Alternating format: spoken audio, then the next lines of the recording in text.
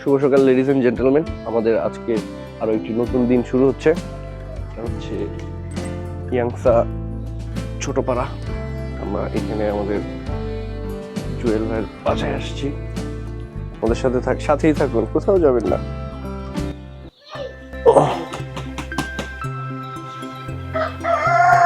এটা খুবই জোস।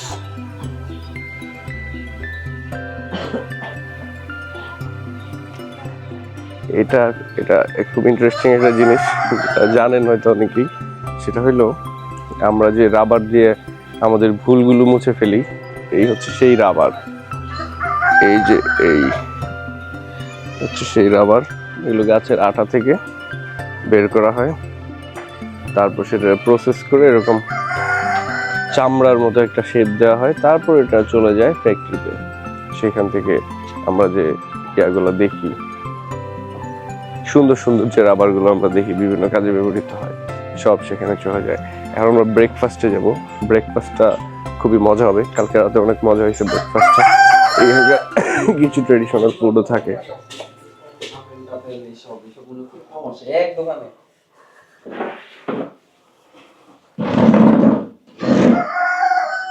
সাজিদ ভাই আপনাদেরকে খেয়ে দেখাবে। আচ্ছা,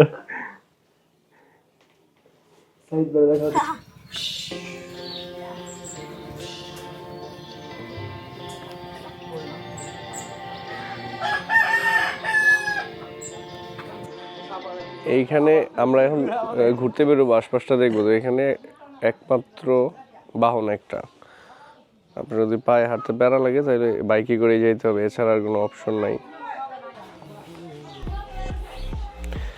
মুক্তির মন্দির সোপানো তলে কত প্রাণ হলো বলিদান, লেখা আছে এদিক এদিক। ও আচ্ছা, ওই দিক বললাম না উল্টা। এই যে দেখতেছেন এখানে একটা টিউবওয়েল, এই টিউবওয়েলটাতে সারাদিন অনর্গল পানি পড়তেই থাকে। এটা যদি আমার এলাকায় হইতো, এই বোতল 1000-2000 টাকা করে লিটারে বিক্রি হইতো। বলে এই পানি খাইলে সব রোগ ভালো হয়ে দেবো, যে কোনো সমস্যা স্থায়ী সমাধান। এটা আজব একটা বিষয়। এটাতে কিন্তু মানে যে পানি পড়তেছে তো পড়তেছেই।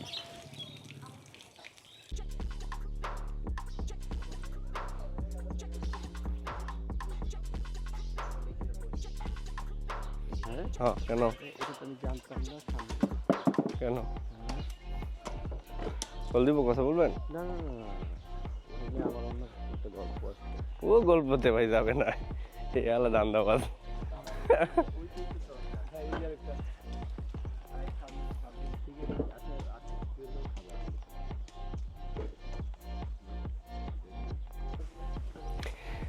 খুব মজা লাগতেছে। এই যে আশেপাশটা দেখা যাইতেছে, এটা পুরাটা কিন্তু তামাক ক্ষেত।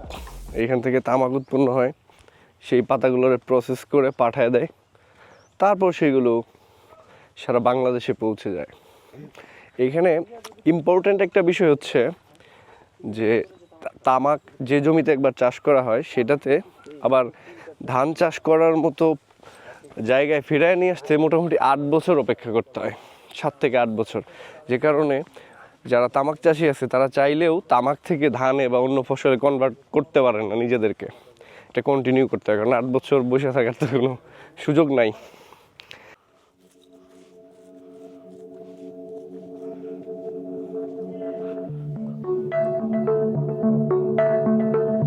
লেডিজ অ্যান্ড জেন্টলম্যান, আপনাকে একটু থামাই।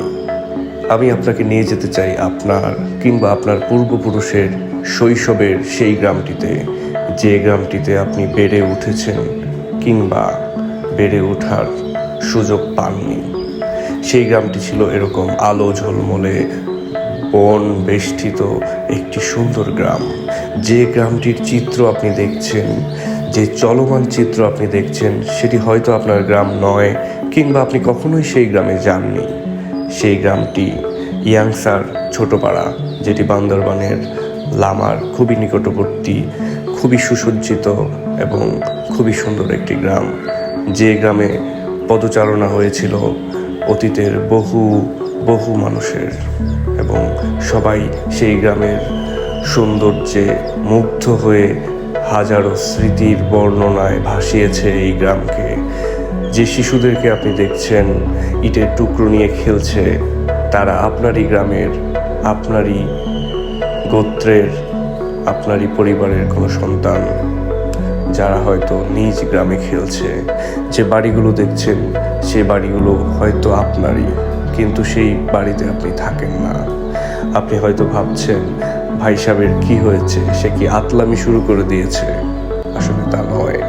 ভাই সাহেব এখন যে গ্রামটিতে আছে সেই গ্রামে গেলে যার মধ্যে কবিত্ব নেই সেও হয়ে ওঠে কবি, যার মধ্যে প্রেম নেই সেও হয়ে ওঠে প্রেমিক কিংবা প্রেমিকা। এটা হলো সাব্বির, আর এটা হলো গরু।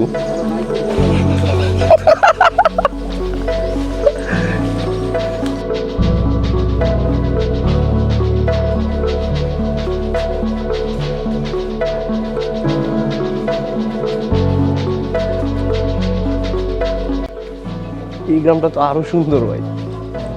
হ্যাঁ, একবার ক্লোজ মনে হচ্ছে। হ্যালো,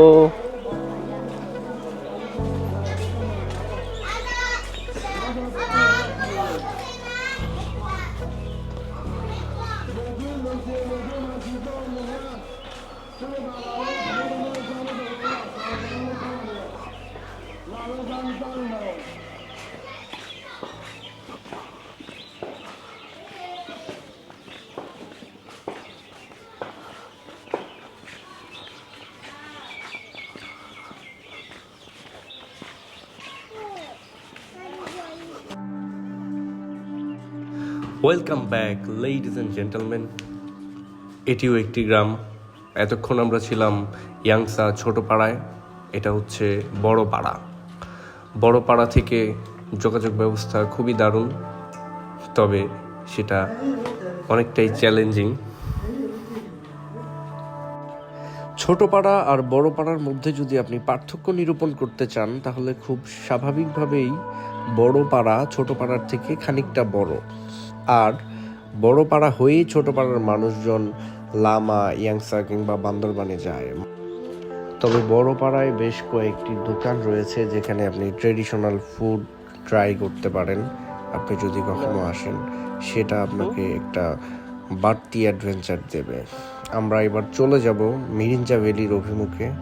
সামনে আমাদের গাড়ি অপেক্ষা করছে।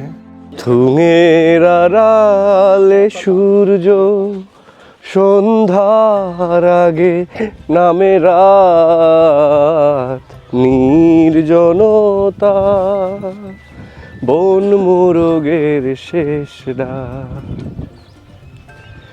ধ্যানের ঘন্টা বাজলো।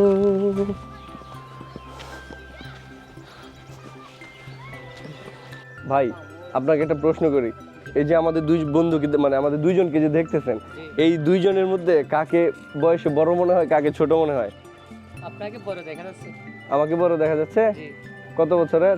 2-3 বছর হবে আর কি। আমাকে ওনার থেকে 2-3 বছরের বড় মনে হচ্ছে। জি, আর এর সত্যটা তো আপনারা সবাই জানেন, দর্শক মণ্ডলী, এখানে বলার কিছু নাই।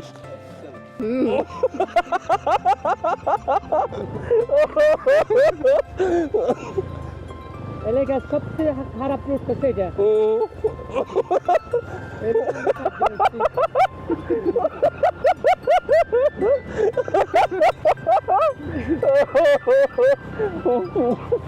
ভাই কি হইল আমার?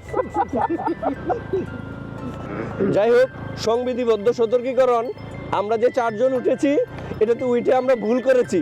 আপনারা এই ভুল কখনো করবেন না, কারণ এটা আপনার স্বাস্থ্যের জন্য এবং জীবনের জন্য হুমকি স্বরূপ। Don't try at home. আপনারা এটা কোথাও হাইটে ওঠা ভালো ভাই, নাহলে কিস্তে করে যাবো। এই ভাই, এই যে আমরা এটা দেখতেছি, আল্লাহ জানে ক্যামেরায় কোনোদিন দুর্ঘটনা নেই।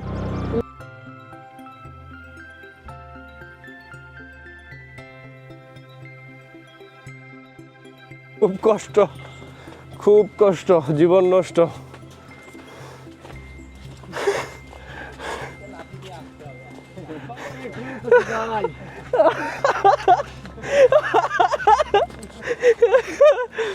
নামাজ বই ভাই নামবাম।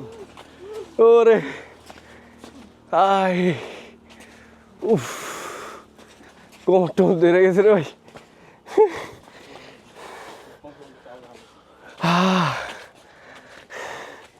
কেমন লাগলো সাব্বির উফ